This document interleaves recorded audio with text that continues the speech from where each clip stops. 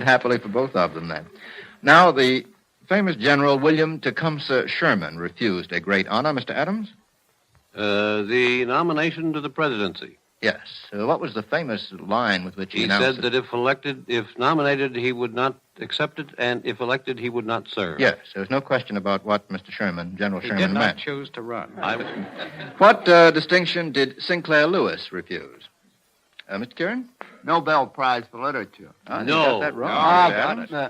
The Pulitzer Award. Pulitzer. Yes. Sorry. That's quite right. It was a slip of the tongue, Mr. Kieran. When was this, Mr. Adams, and for what book? For Aerosmith. Aerosmith is right. Yes, in 1926. He accepted the Nobel Prize a little later on, a much greater honor, but did refuse the Pulitzer Prize in And 1926. considerably more dough. There is that difference. Quite true, quite true. Here's one from George Hutner of Jackson Heights, Long Island. Get 2 out of 3 again. In what play or movie does a prince become a traveling musician? A prince becomes a traveling musician. Mr. Taylor. The Mikado. The Mikado. And the name of the prince? Nanky Poo. Nanky Poo. Yes, thank you, Miss Dunn. In what play or movie does a football player take over a dress shop as a business? Miss Dunn. Roberta. Roberta, quite right. Who is the... remember the name of the... Of the man? Yes, you don't have to. No, This I don't. isn't part of it. John Kent, he inherits the modiste shop of his Aunt Minnie in Paris. How about a play or movie in which a governor becomes a bartender? A governor becomes a bartender. We have 2 out of 3 on this. It's a fairly reasonably recent movie, I guess, the last few years. A Preston Sturges picture. Does that make it any easier for any of you? Miss Dunn, does it come back to you? No, I didn't see it. The Great McGinty? That's right, Mr. Taylor. Very good. Yeah. Did you know that all along, Mr. Taylor? No, it came to me. The Great McGinty, yes. Preston Sturges' picture with Brian Dunleavy as the McGinty who tells the story as a bartender. He'd once been a governor. How about this one from Guy Diffenbaugh of Tallahassee, Florida? Again, get 2 out of 3. What action is completed in these lines? I'm going to quote 3 lines that are somewhat alike. The first is, the game is done. Mr. Taylor. I've won, quoth she, and whistled thrice. Very good, Whistle, Mr. Miss Taylor. Dunn. That's quite right. Now, what's it from? That's it. Was that you whistling, Yeah. Miss Dunn? Usually the other way, isn't it? That's from the Rhyme of the Ancient Mariner. Yes, the Rhyme of the Ancient Mariner. And what is happening when that phrase is used? 3 rather unsavory females are gambling. Dicing for death. Dicing, right. yes. That's quite right. How thrillingly you put it, Adams. Here's another quotation. The song is ended. The song is ended. Now, what action is completed there? What, Mr. But the memory lingers on. That's Isn't no there? Melody that's not a lingers on? Melody. Yes. You and the song are gone. The melody lingers on. And what is finished in this song? What is completed, Mr. Kieran? I don't The words. remember. No. The melody lingers on, the words must be over. Well, perhaps I'm making this too Love difficult. is over. Yes, love affair. Who wrote the song? Mr. Taylor? Oh, some composer. Well, that's a fine thing for the president of ASCAP to do. Well, I don't know the entire catalog. Oh, it's man. some mediocre Irving Berlin. I don't suppose you've ever heard of him, Mr. Taylor. Who? Irving Berlin, man named Oh. Berlin. He's a comer, too. How about this? The comedy is ended. What action is completed, Mr. Kieran? La commedia è finita. That's the That's last beautiful. line in Pagliacci. Pagliacci. Mm-hmm, that's right. And what's happened He's then? just stabbed his wife. And her boyfriend. Yeah. Well, I didn't like to clutter it up.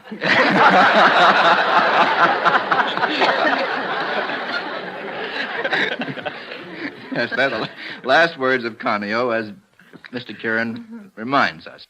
Try this one from Donald Wetmore of Astoria, Long Island. Can you mention 3 literary or song titles that would supply a climber with a place to climb? In other words, titles that mention hill or mountain or eminence of some sort, Mr. Kieran. There was a play ran here for a long while, very famously, The Ladder. The Ladder, yes, that's a very good one, sure. Miss Dunn? A tree grows in Brooklyn. A Tree Grows in Brooklyn, yes, Go by climb Betty it. Smith. Very good.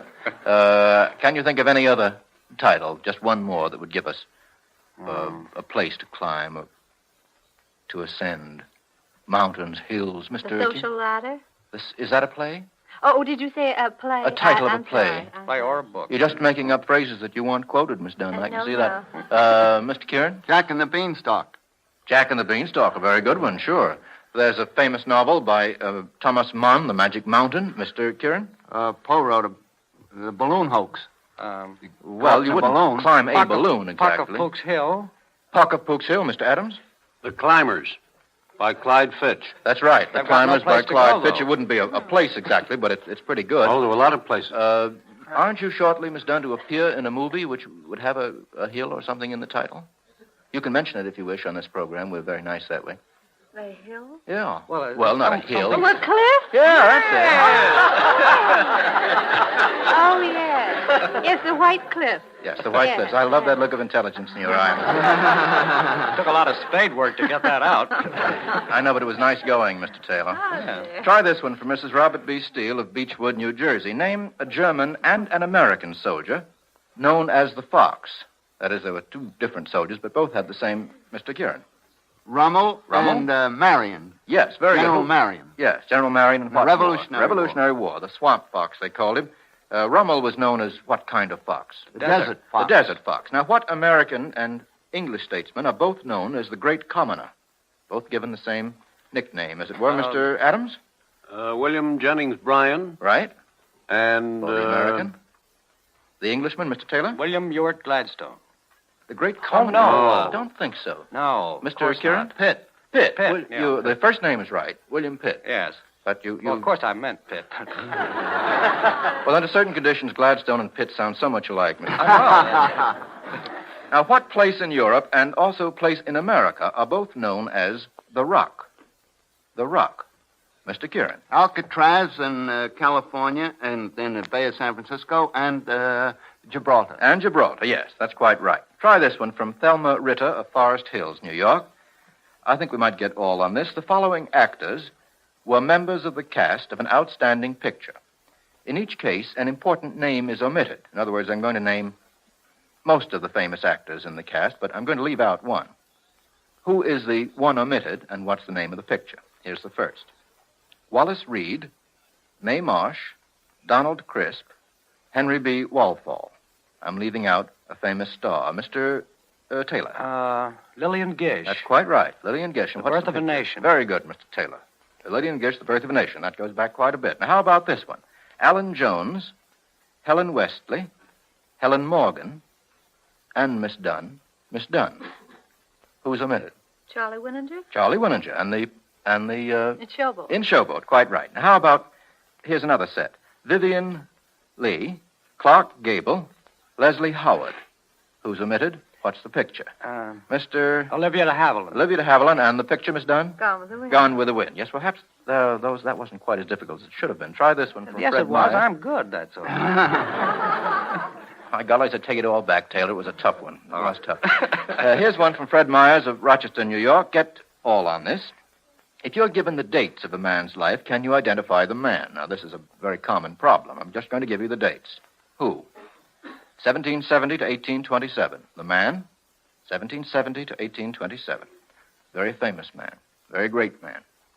Mr. Taylor? It's nice to have seen you. 1770 to To 1827. An American? No. Oh. How much do you want me to give you in the way of hints?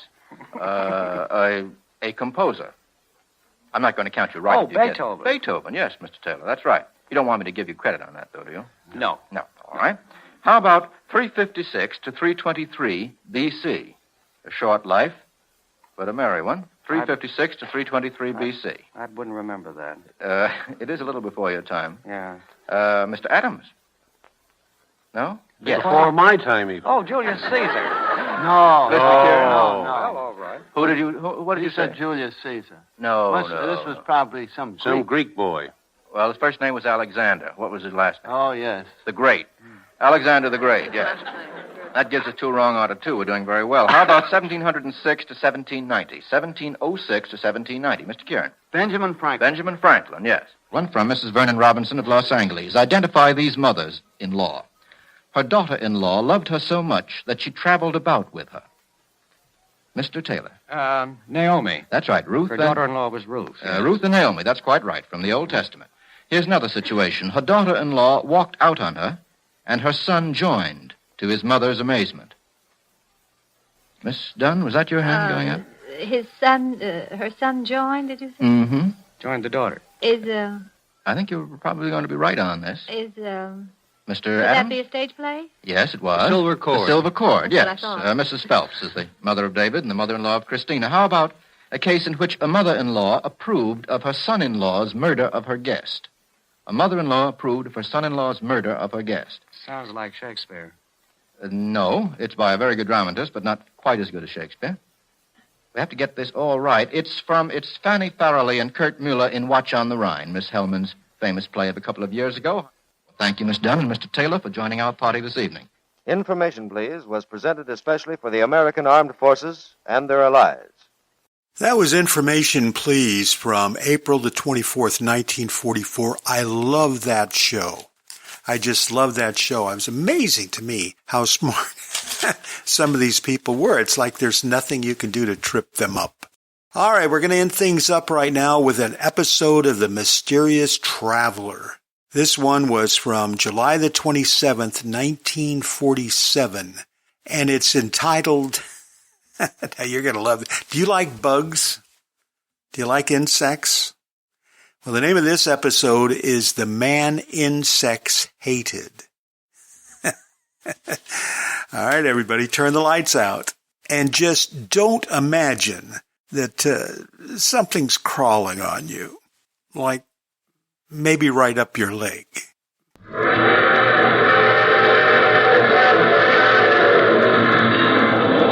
Mutual presents The Mysterious Traveler.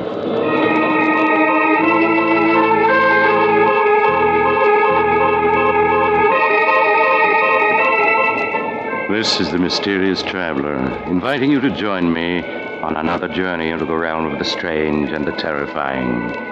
I hope you will enjoy the trip, that it will thrill you a little and chill you a little. So settle back, get a good grip on your nerves, and be comfortable. If you can.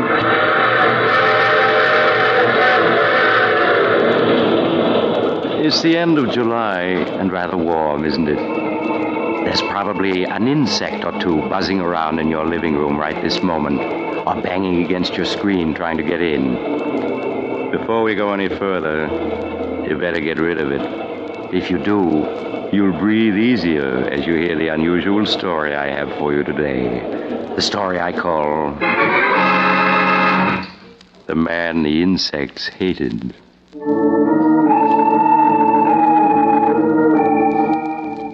My story begins in a homemade laboratory in a crumbling mansion on the edge of a bayou, deep in the heart of the Louisiana swamps.